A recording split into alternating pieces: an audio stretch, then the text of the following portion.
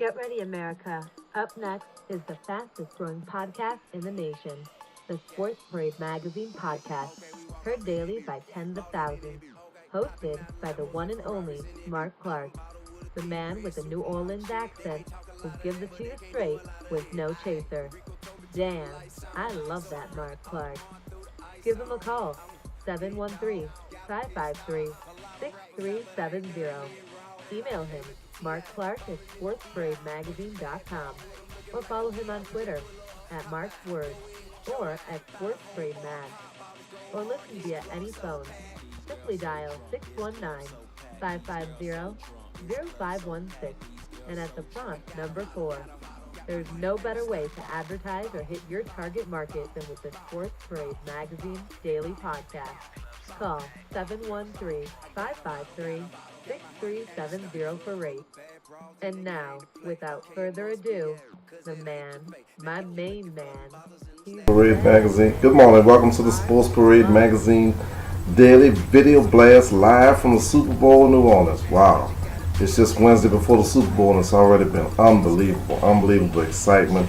We had a media party last night, as you can tell. A little bit tired, but I'm a soldier through this. It's just been fantastic. This is no big event. Yesterday was Media Day. And our video blog blast on the Sports Parade Magazine podcast and Sports Parade Magazine the YouTube channel is going to focus on one issue day to day for the Super Bowl, the hot issue of Ray Lewis and accusations that illegal substance. But before we get into that, I want to talk a little bit about Media Day. And one thing you really learn from Media Day, besides all of the hoopla and the craziness surrounding this, you have people dressed up as superheroes, you have women reporters from around the world, wedding dresses, proposing masks. People just trying to get attention. Sometimes they're more of the story themselves than the actual players. But when you listen to a player to a man, whether it's San Francisco, whether it's the Baltimore Ravens, you see a few things come to mind. You understand that the journey that it took them from bitty ball growing up to the brink of professional excellence as a Super Bowl and a Super Bowl championship. It's just amazing. They all seem to have that same story about they were inspired by their mother, their grandmother, how they had an upbringing in the church. Deeply spiritual, deeply religious. You know, we see all of the annex of a Tim Tebow and a Ray Lewis, the opposite ends of the spectrum. For many of these young men have quiet dignity, quiet grace, and a quiet faith. And it's just a beautiful thing. It's beautiful to look in the eyes and the emotions, some of them coming to tears, just speaking of a loved one that died, of a grandparent that's no longer there, or some players that have parents in the hospital right now as they prepare for the biggest moment, the biggest stage of their life. So my hat's off to them, and that's the one thing that I really took away from NFL Media Day. But the big story is Ray Lewis. All of the hoopla surrounding Ray. Everyone says this is his last game, brilliant 17-year career. I mean, no more dominant player, maybe, arguably, in the history of professional football in terms of a defensive player. You know, we can all go back and forth and say Deion Sanders or Reggie White, or whoever you may throw into that equation, but whatever the case, Ray Lewis belongs in that topic of conversation. He's been dominant, he's been excellent. Yes, he has a history of the last Super Bowl. In fact, 11 years ago, manslaughter charges in Atlanta at that Super Bowl and all of the different things he wound up acquitted for. And some say his faith is broken, and stuff of that nature. His faith, for me, I can't question another man's faith. And I think that's very wrong for anyone to do that. Wes Welker's wife, after they beat the Patriots wide receiver's wife, she went on Twitter and went on Twitter rage, questioning he's not a good man, he's not a role model, he's not a true Christian because he has 6 kids, he's gone through women, he's been married a few times, he's remarried. You name it, the manslaughter charge, which he was convicted, he was acquitted of. And last time I heard, that's all he needed in this country was an opportunity to be acquitted legally, but for some, that's simply not enough. You're going to believe what you're going to believe. But I don't think Westbrook's wife or anyone leaves themselves better or holier or not.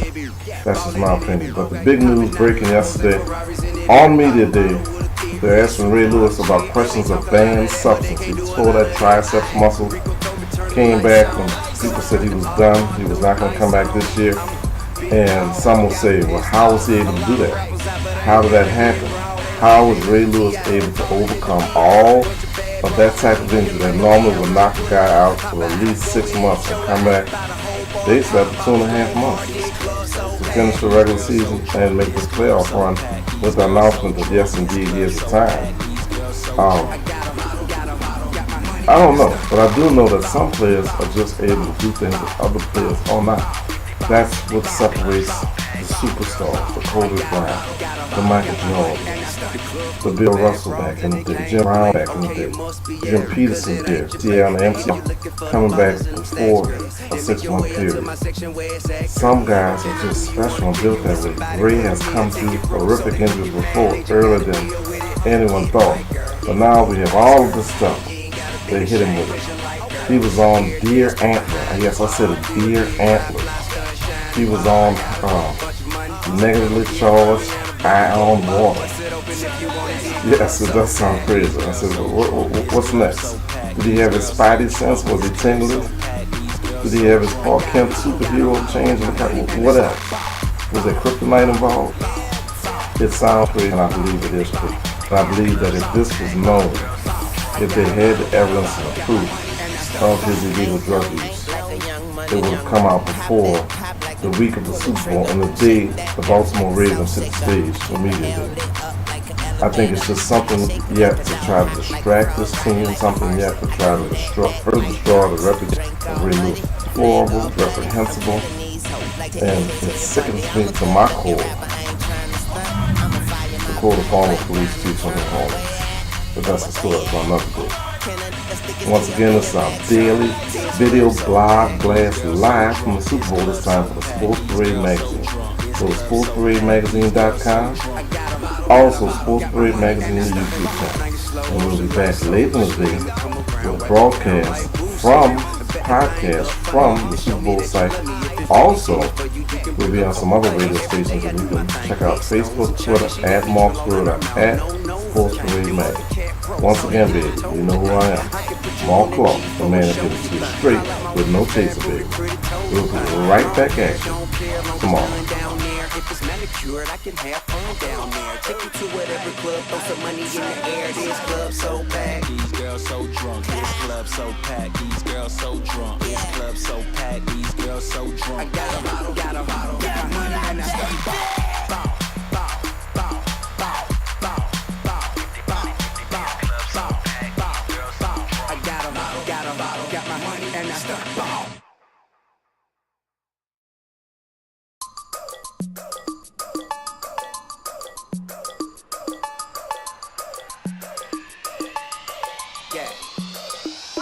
okay, we walk off in it, ballin' in it, okay, hopping out of Lambos and Ferraris in it,